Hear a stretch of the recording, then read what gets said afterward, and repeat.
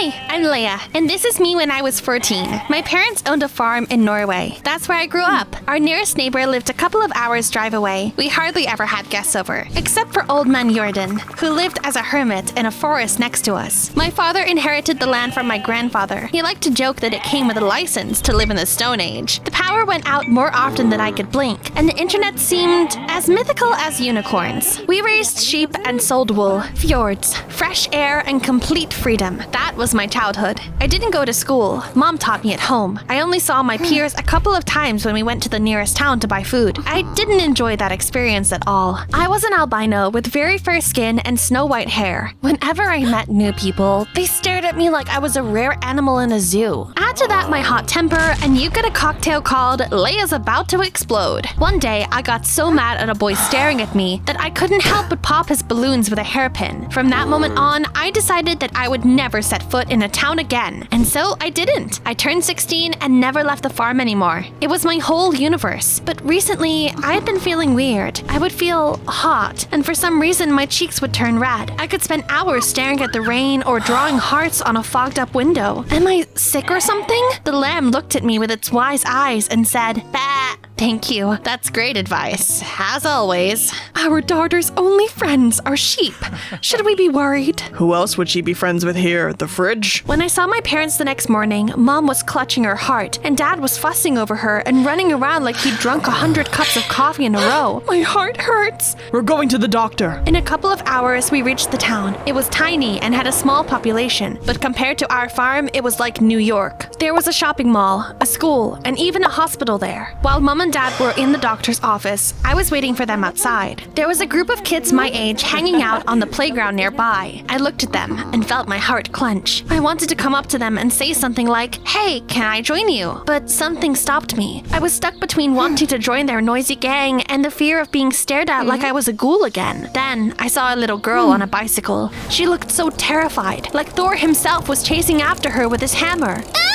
I can't stop! It seemed like our brakes weren't working. She was going to crash into a tree. I didn't think. I just rushed forward and grabbed the girl. It all happened in seconds. We collapsed on the grass and her bike crashed into a tree. Those guys at the playground saw it all. I thought, they're going to ask me stupid questions about my looks. But instead, I heard them praise me. Did you see that? That girl is so cool! And beautiful. They looked at me with admiration. It was weird, but it felt nice. Thank you for saving me, Yuki. I grimaced and gently pushed her away. First of all, I was Leia, not Yuki. Secondly, I only knew how to talk to sheep, and they weren't fans of hugging. I thought Yuki was good, but you're bad. She was so upset, like I was the one who had broken the brakes on her bike. At that moment, my parents came back. They said that Mom had some sort of heart condition. She had to regularly come to the hospital for treatment. It would be easier if we moved here for the duration of the treatment. Leia, you don't mind, do you? I looked at that group of kids and heard their laughter again. My eyes fell on a guy with disheveled hair. The wind seemed to be blowing in his face on purpose. Then I turned to my parents and smiled. I think I can handle a temporary move here. We went home to pack our things. I wanted to take my friends with me. Leia, sheep won't fit in a suitcase. Besides, you won't be able to take care of them in our new place. In the end, we asked Old Man Jordan to look after our sheep and house, but I still brought a cute little lamb with me as a good luck charm.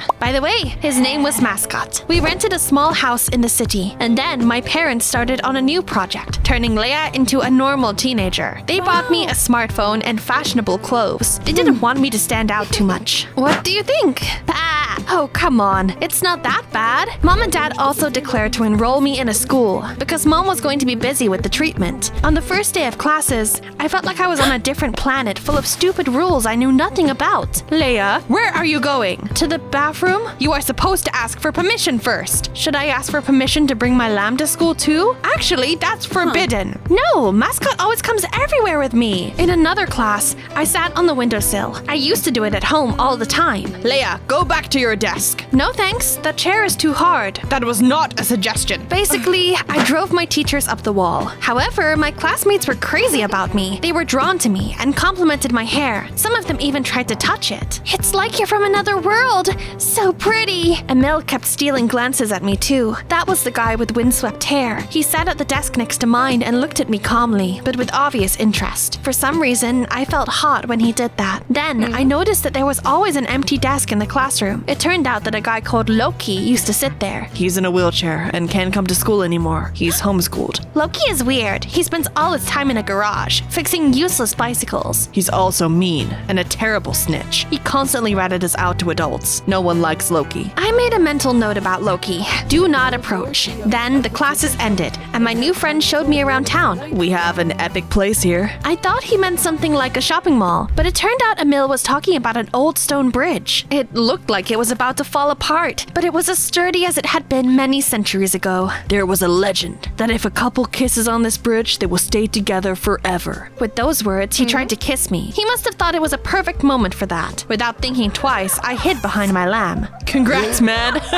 Get lost. I liked spending time with them. The next day, Dad drove Mom to the hospital for treatment. I said I would go fishing with my new friends. Be careful. Don't worry. The worst that could happen is that we'll catch a shoe. Leia, let me teach you how to fish. He concentrated and caught a tiny fish the size of my little finger. See? Experience, technique, skills. Thanks for the lesson, but I was catching fish twice my size when I was 5. Everyone laughed. The atmosphere was as pleasant as a summer wind. But then I saw him. That is Loki. Emil said his name like it wasn't supposed to be spoken out loud. The atmosphere abruptly turned icy. We released the fish and went to a cafe that was famous for its pancakes. Everyone was laughing, ordering food, and arguing who could eat more. But then... What do you want to order, Yuki? Oh, I mean, Leia. I froze. Yuki? That name again. I wanted to ask why people kept calling me that, but everyone was already discussing some TV show. On the way home, I walked past a small bookstore. There was a best-selling manga in the window with an albino girl on the cover. She had angel wings. It caught my eye. I walked into the store and leafed through it. It was a story about an angel who had came down to Earth to do good and find her love. She was being hunted by some bad people because they believed she brought good luck. And you know what the craziest thing was? Her name was Yuki. Anger bubbled up in me like red-hot lava. That was why everyone was so obsessed with my appearance. Emil and the others saw me as Yuki, a fictional character from a popular manga. I slammed the volume shut and went home. But then I saw a tango lesson taking place on a town square. Guess who was dancing there like the stars of some telenovela? My parents. Aren't you supposed to be in a hospital? Mom, should you dance at all with your heart condition? Leia, it was a bit of a ploy. Actually, I'm healthy. We just needed an excuse to move. We wanted you to meet your peers, make friends, get a boyfriend instead of talking to sheep. What? How long were you planning to keep lying to me? I'm going back to the farm. Sheep can't talk, but at least they don't lie. There was only one problem. It would have taken me forever to reach the farm by foot. What to do? That's when I thought of Loki, the weirdo with a garage full of bikes. It was open, so I just walked right in. Are you nuts? Ever heard of knocking? Oh, I'm sorry. I didn't know the Prince of Norway lives here. Should I have made an appointment? Say what you want and get lost. I want to buy a bicycle. I looked at his collection and pointed at a bike that looked nice. That one is not for sale. It's mine. Why would you need a bike? I might not be able to ride it, but it's still nice to dream about traveling and being free. Loki offered me another bike. I agreed, and instead of money, I handed over the smartphone my parents had bought me. Take it. I don't need it anymore anyway. You're weird. Thanks. You're quite the charmer yourself. Loki was grumpy and unpleasant to be around, just like everyone said. I grabbed Mascot, and we headed to the farm. The journey took several hours, and we arrived late at night. I immediately said hello to my friends. Hello, I'm back. Then I walked into the house. Old man Jordan clearly wasn't expecting anyone.